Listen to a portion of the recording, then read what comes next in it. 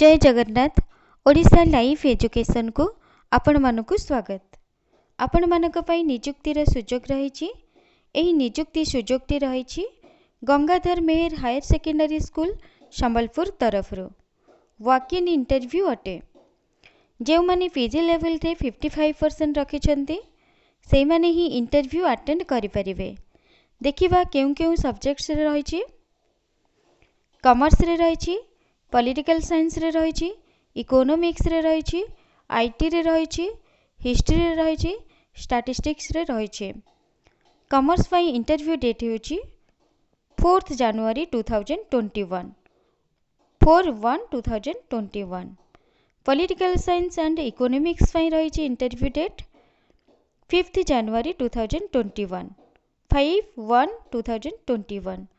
IT, history and statistics पई रहिछि 6 जनवरी 2021 6/1/2021।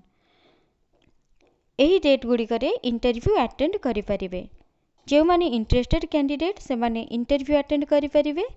एही भली भाबरे education and job related information पई चैनल टी को सब्सक्राइब करंतु एंड बेल आइकन को प्रेस करंतु। धन्यवाद।